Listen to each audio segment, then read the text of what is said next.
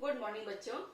पत्र लेखन के इसके पूर्व के वीडियो में हम लोग पत्र की परिभाषा, पत्र की विशेषताएं और पत्र के प्रकार पढ़ चुके हैं।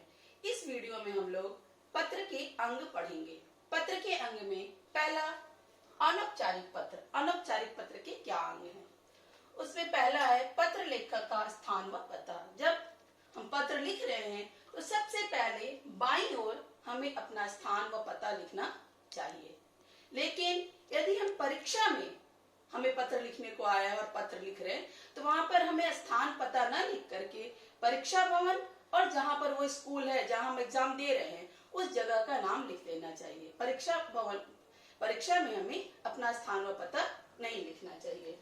उसके बाद पत्र लेखन का दिनांक, जिस दिन हम पत्र लिख रहे हैं उस दिन का डेट पता के नीचे लिख देना चाहिए।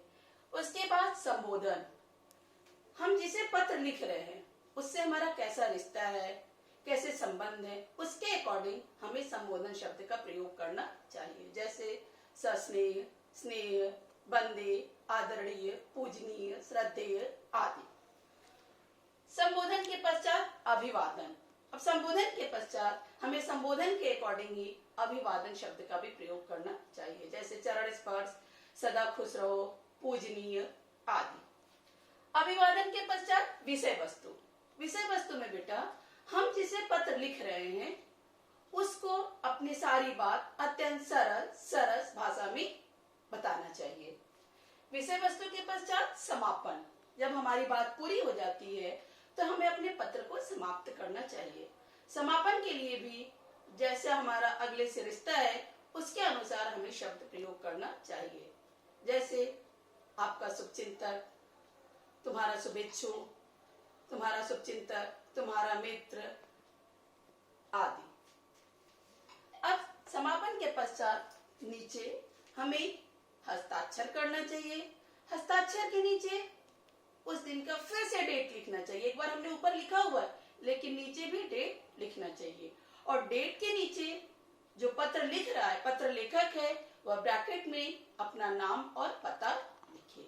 यह हुआ अनौपचारिक पत्र के अंग। अनौपचारिक पत्र और औपचारिक पत्र के अंग में बहुत ही थोड़ा सा अंतर होता है, बहुत ज्यादा अंतर नहीं होता है। बस अभिवादन और संबोधन इन शब्दों का थोड़ा हेरफेर होता है। देखिए कैसे।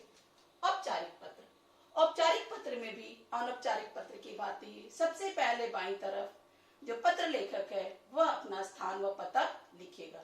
लेकिन परीक्षा भवन में यदि हम पत्र लिख रहे हैं तो अपना स्थान और पता नहीं लिख करके परीक्षा भवन और जहां हम परीक्षा दे रहे हैं उस जगह का नाम लिखेंगे।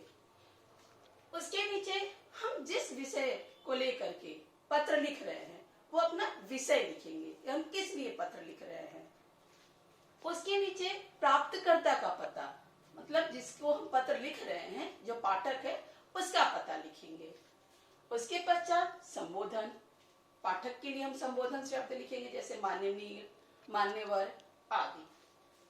उसके पश्चात कलेवर। कलेवर का मतलब वही विषय वस्तु, हम जिसे पत्र जिस चीज के बारे में लिख रहे हैं वह अपनी बात अत्यंत संक्षिप्त सरल सरस भाषा में बताएंगे। अब जब हमारी बात पूरी हो गई तो उसके नीचे स्वनिर्देश या समापन, मतलब हम अपने पत्र को समाप्त करेंगे। अब समापन शब्द लिखेंगे जैसे भवदीय, आपका आज्ञाकारी आदि। समापन के पश्चात नीचे अनौपचारिक की भांति हस्ताक्षर, हस्ताक्षर के नीचे दिनांक और दिनांक के नीचे ब्रैकेट में अपना नाम और पता। पत्र के अंग औपचारिक और अनौपचारिक दोनों पूरा हुआ। धन्यवाद। आपका दिन मंगलमय।